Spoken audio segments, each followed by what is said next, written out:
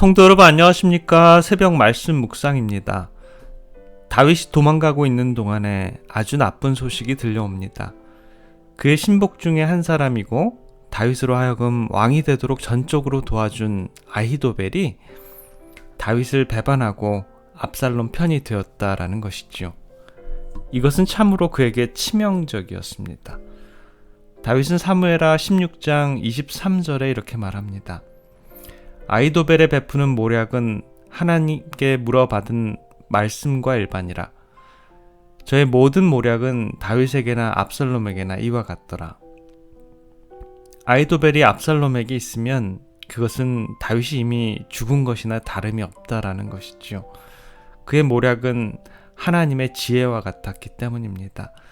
이러한 불리한 상황에서 다윗이 할 수 있었던 것은 무엇이었을까요? 그것은 기도밖에 없었습니다. 사무엘하 15장 31절에 보면 혹이 다윗에게 고하되 압살롬과 함께 모반한 자들 가운데 아히도벨이 있나이다 하니 다윗이 가로되 여호와여 원컨대 아히도벨의 모략을 어리석게 하옵소서 하니라.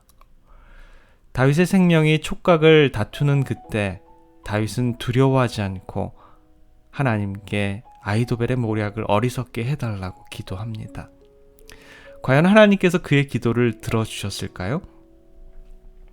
압살롬과 아히도벨이 다윗을 죽일 계획을 짜고 아히도벨이 군사 12,000을 데리고 가서 다윗을 죽이고자 합니다.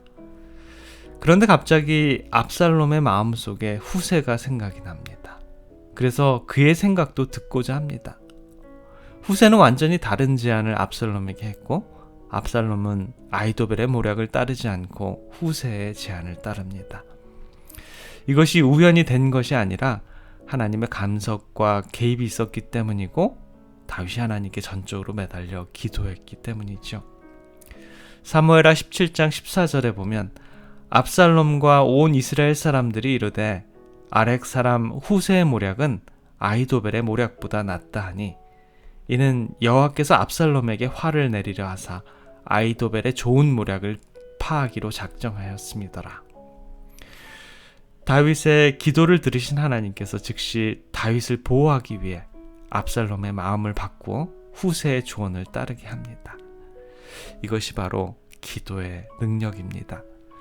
남을 원망하지 않고 전적으로 자신의 생애를 하나님께 맡긴 다윗의 기도를 하나님께서는 간과하지 않으시고 즉각적으로 들어주셨습니다. 우리의 기도가 왜 응답을 받지 못했을까요? 우리가 남을 너무 많이 원망하며 자신의 잘못과 신앙생활의 나태함을 남에게 돌리기 때문일까요? 그리고 어쩌면 우리가 전적으로 하나님을 의지하지 않아서 있는지도 모릅니다. 특별히 우리가 어려운 일을 직면하고 난관에 부딪혔을 때 전적으로 하나님께 기도하고 믿음으로 하나님께 매달려야 하지요. 그 당시 다윗에게는 아무런 방비책이 없었습니다. 그의 신하들이 그를 따랐고 그에게 하나님과 같이 조언을 주었던 그의 절친한 친구인 아히도벨도 그를 죽이기 위해 압살롬의 편이 됩니다. 이러한 절망의 순간 그는 하나님께 기도했고 하나님께서는 그의 기도를 즉각적으로 들어주심을 보게 됩니다. 우리에게도 이러한 경험이 매일 매순간 필요합니다.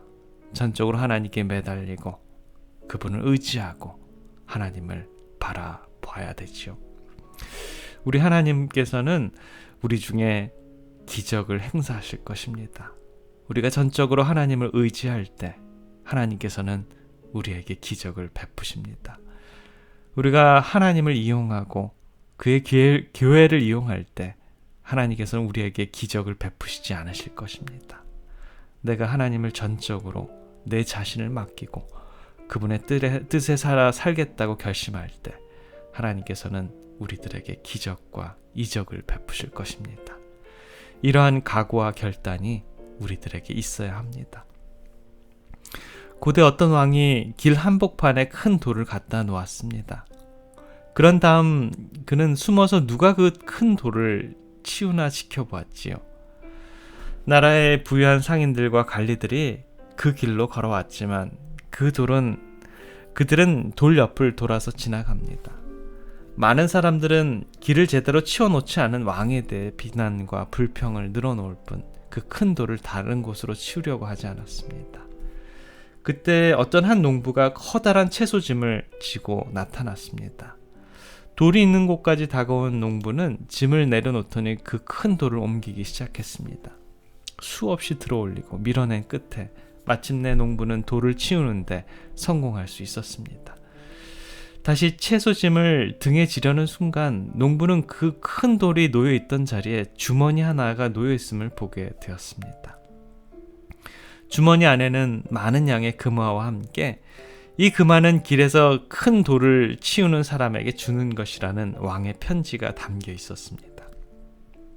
그 덕분에 농부는 오랜 가난에서 벗어날 수 있었지요.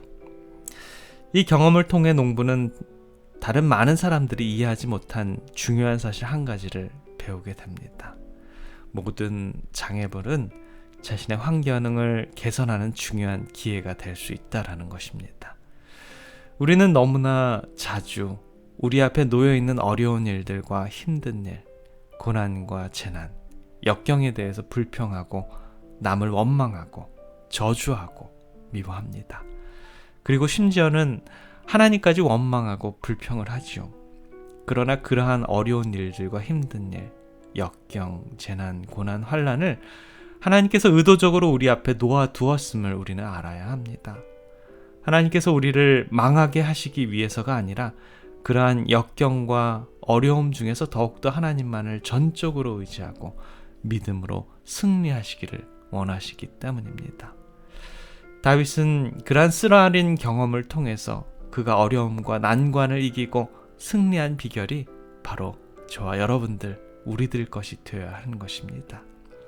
그러기 위해서는 남들을 원망하지 말고 자신에게 주어진 어려움과 난관을 해결하기 위해 전적으로 하나님을 의지하고 기도로 승리할 때 우리는 더욱더 하늘에 가까운 신앙인들이 될 것입니다. 더욱더 하나님을 의지하고 기도로 지금의 어려움과 재난, 힘든 때를 정복하고 승리하시는 우리 믿음의 성도님들 되시길 기원합니다. 기도하겠습니다.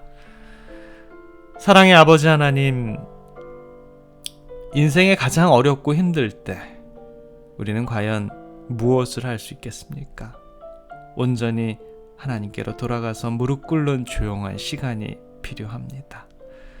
주님, 저희들이 무릎을 꿇을 때마다 저희들의 기도를 응답해 주시고 주님의 계획 안에서 저희들 인내하며 주님의 음성을 듣는 저희들 다 되도록 주님 축복해 주시옵소서.